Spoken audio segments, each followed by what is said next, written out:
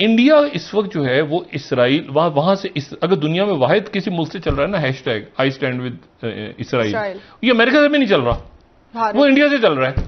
जो एक्सेस है इसराइली और इंडियन एक्सेस, और अब ये क्वाड जो इन्होंने बनाया है वो इसराइल, इंडिया और क्रिश्चियन सिविलाइजेशन को मिलाकर इन्होंने इंडो पैसिफिक रीजन में खासतौर पर पाकिस्तान के खिलाफ जो इन्होंने ये एक नया महाज खड़ा किया, ये बराह रास्त पाकिस्तान के लिए एक खतरा बन चुका है। जो इसराइल से खरीद रहे हैं वो रशिया के खिलाफ करेंगे। इसराइल उनके सर पे बैठा, नहीं किसकी असलाह किसके खिलाफ इस्तेमाल होगा? पूरी मुस्लिम वर्ल्ड की 65 लाख फौज है और उसकी रिजर्व फोर्सेस में 30 लाख है। बिल्कुल ठीक है ना। एक पूरी दुनिया का जो सबसे बड़ा असला है इंक्लूडिंग एटम बॉम्ब, वो भी इस्लामिक वर्ल्ड के पास है। बिल्कुल, तो यार दिल तो लाओ पहले। चीन हमारा इत्तेहादी जरूर है, हमारा दोस्त नहीं है, ना हमारा भाई है, हमारा इत्तेहादी है।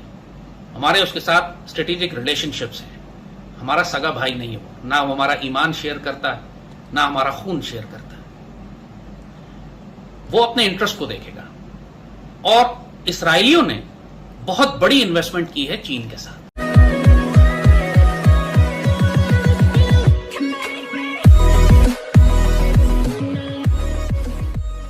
नमस्कार दोस्तों, हम सबको पता है कि इजराइल ने हमें किस लेवल पर कहां सपोर्ट किया। ठीक है, 1965 की वॉर अगर आप काउंट करो इंडिया और पाकिस्तान के बीच में, या फिर 71 की वॉर अगर आप काउंट करो, ये सारी सिचुएशन में पूरा का पूरा मुस्लिम उम्मा, उसमें सऊदी अरेबिया भी आता है, यूएई भी आता है, उसने सपोर्ट किया था पाकिस्तान को। ठीक है, फ्रांस जैसे कंट्रीज भी यहाँ पर सपोर्ट कर रहे थे पाकिस्तान को। अमेरिका तो डेफिनेटली उनके पास था। 71 में तो भाई वो अपना युद्धपोत भेज रहे थे। अगर वो टाइम से पहुंच जाता बंगाल की खाड़ी में, तो फिर उसके बाद तो पाकिस्तान को कुछ करने की ज़रूरत ही नहीं पड़ती। पाकिस्तान बस युद्ध को डिले कर रहा था। हमने वो सरेंडर करवाया, वो एक अलग बात है, वो हमारी स्ट्रेटेजी थी। लेकिन इन सारी बातों के अंदर इजराइल ने हमें हर जगह पर, यहाँ पर मतलब कि हर जगह पर मदद की है, चाहे वो 65 हो, चाहे 71 हो, हर जगह पर। और ऐसी सिचुएशन पाकिस्तान को बहुत, क्योंकि देखिए यहूदी जो है वो पाकिस्तानियों के लिए सबसे बड़े दुश्मन है, और अगर इस तरफ आप इंडिया देखो तो वो भी सबसे बड़ा दुश्मन है। दोनों टॉप प्रायोरिटी में आते हैं। अब उन दोनों की दोस्ती उनको डेफिनेटली पसंद नहीं आएगी। यहाँ पर यही बात हो रही है। इसी के साथ ही वीडियो शुरू करते हैं। इंडिया इस वक्त जो है वो इसराइल वहां से अगर दुनिया में वाहिद किसी मुल्क से चल रहा है ना hashtag I stand with Israel, ये अमेरिका से भी नहीं चल रहा, वो इंडिया से चल रहा है। ये किससे सीखा कि जीपों के ऊपर बांध के शहर में घुमाओ कश्मीरी नौजवानों को? ये किससे सीखा? ये दुनिया में और किस जगह होता है? या इसराइल करता है या ये करते हैं। ठीक है ना, नौजवानों को जीपों के ऊपर बांध के और घुमाते फिर रहे हैं, ठीक है ना, पूरी वादी के अंदर। तो ये मॉडल वहां से इन्होंने देखा, इसके नतीजे में लोग डर जाएंगे। अच्छा, रशिया किया, इसके साथ कर रहे हैं दोनों। अच्छा, और उसको मैसेज भेज रहे हैं दुनिया को कि इस वक्त हम साथ हैं, दोनों इसके साथ करेंगे। अब मुझे बताएं कि ये जो असला खरीद रहे हैं भाई, उन्होंने ये आपको पता है ना, इंडिया में तो इनका प्रोडक्शन शुरू कर दी राफेल कंपनी ने, और इसराइल एडवांस का सिस्टम उनका, ये वही कंपनी है जिन्होंने आयरन डोम बनाया था, वो इंडिया में भी बना रहे सब। ये जो असला है ये किसके खिलाफ यूज होगा? इतना सारा असला जो खरीदा है, जो खरीद रहा है इंडिया, ये यानी रशिया का असला चाइना के खिलाफ यूज होगा? इनका दिमाग खराब हो गया है। रशिया का असला रशिया से जो खरीद रहे हैं वो चाइना के खिलाफ करेंगे, जो फ्रांस से खरीद रहे हैं वो चाइना के खिलाफ करेंगे। बात यह है कि ये असला किसके खिलाफ इस्तेमाल, जो इसराइल से खरीद रहे हैं वो रशिया के खिलाफ करेंगे। इसराइल उनके सर पे बैठा, नहीं किसकी असला किसके खिलाफ इस्तेमाल होगा? ये जो सारा का सारा बना रहे हैं, इतना कुछ टैंक आ रहे हैं और ये हो रहा है, फलां हो रहा है, दिमागना हो रहा है, ये किसके खिलाफ करेंगे? लड़फड्डा तो हो रहा है चाइना से, LST पे हो रहा है।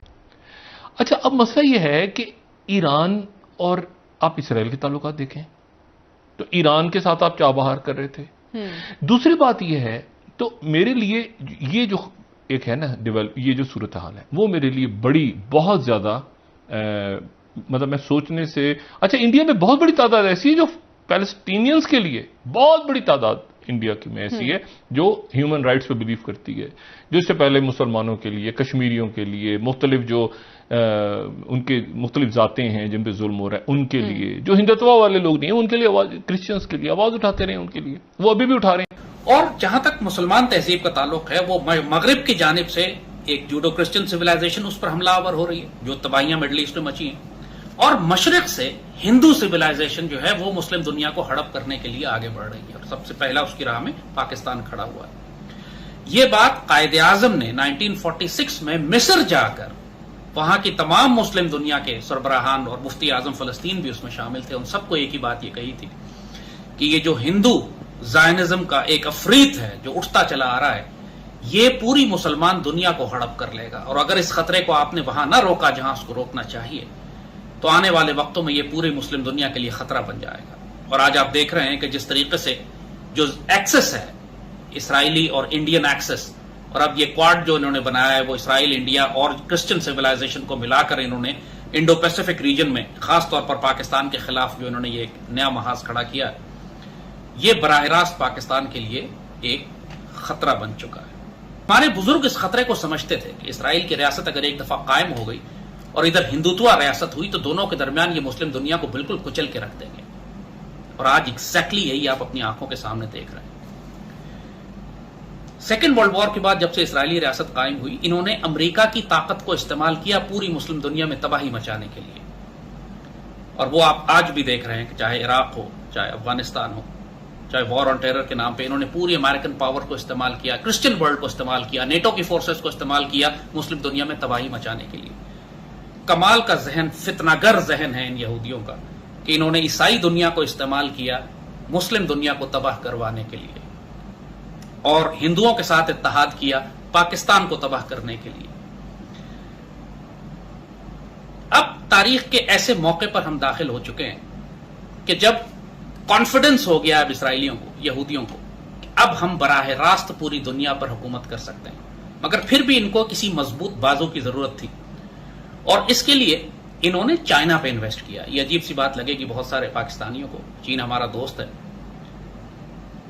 चीन हमारा इत्तेहादी जरूर है, हमारा दोस्त नहीं है, ना हमारा भाई है, हमारा इत्तेहादी है, हमारे उसके साथ स्ट्रेटेजिक रिलेशनशिप्स हैं, हमारा सगा भाई नहीं है वो, ना वो हमारा ईमान शेयर करता है, ना हमारा खून शेयर करता है, वो अपने इंटरेस्ट को देखेगा। और इसराइलियों ने बहुत बड़ी इन्वेस्टमेंट की है चीन के साथ, और चीन का जो मॉडल इस वक्त डिक्टेटोरियल मॉडल जो है पूरी दुनिया में सुपर सर्वेलेंस का, हाई टेक्नोलॉजी का, वो मॉडल इसराइली चीन को इस्तेमाल करते हुए पूरी दुनिया में नाफिज करना चाहते हैं। पहले ये ताजे बरतानिया से चिपक गए थे जाके, उसका खून चूसते रहे, फिर अमेरिकी एम्पायर के साथ इन्होंने उसका खून चूसा और उसको इस्तेमाल किया पूरी दुनिया को तबाह करने के लिए। अब ये चीन के साथ अपने आप को मुंसलिक कर चुके, मगर उससे पहले इनको मुस्लिम दुनिया के अंदर कुछ और तबाही करनी है। इन्होंने जो मिडिल ईस्ट में जो तबाहियां की हैं उसका मकसद यही था कि जो मिलिट्री थ्रेट है इसराइल को वो खत्म हो जाए, वो खत्म हो चुका।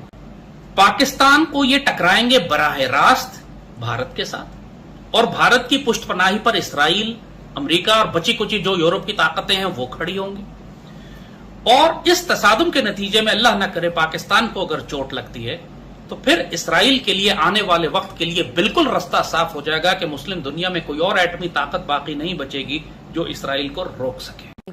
पूरी मुस्लिम वर्ल्ड की 65 लाख फौज है और उसकी रिजर्व फोर्सेस में 30 लाख है। बिल्कुल ठीक है, ठीक है ना। एक पूरी दुनिया का जो सबसे बड़ा असला इंक्लूडिंग एटम बॉम्ब वो भी इस्लामिक वर्ल्ड के पास है। बिल्कुल। आपको अभी लड़ने के लिए क्या चाहिए? चले मुझे बताइए, मैं आपको दिलवा देता हूँ। ओ यार, दिल तो लाओ पहले, एग्जैक्टली, हौसला तो लाओ, हिम्मत तो लाओ। You don't have the courage to fight them.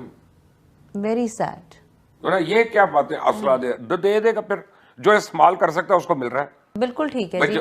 Saudi Arabia ने कितने $1 बिलियन का असला लिया पिछले 4 साल में? $100 बिलियन का तो एक दफा ट्रम्प से लिया था। $100 बिलियन का, ये तो $35 बिलियन आप मुझे कह रही है। बिल्कुल। तो वो क्या दिवाली पे चलाना है या शबरात पे चलाना है? वो सिर्फ यमन वालों के निहत्ते लोगों के लिए ही था। वो ओआईसी में बैठ के स्टेटमेंट्स नहीं देने पे तैयार। तो भाई मैं कह रहा हूँ यमन के निहत्ते लोगों पे ही था ना। हाँ जी बिल्कुल। हम इजराइल को उसी दिन लड़ेंगे जिस दिन मुसलमान हो जाएंगे। बहुत क्रिटिसाइज होने वाले हैं, मैं एग्री करती हूँ इस चीज़ के ऊपर, लेकिन बात आपने बिल्कुल ठीक की है क्योंकि मुस्लिम वर्ल्ड के पास इतनी कुव्वत है। आपस में लड़ते हैं ना।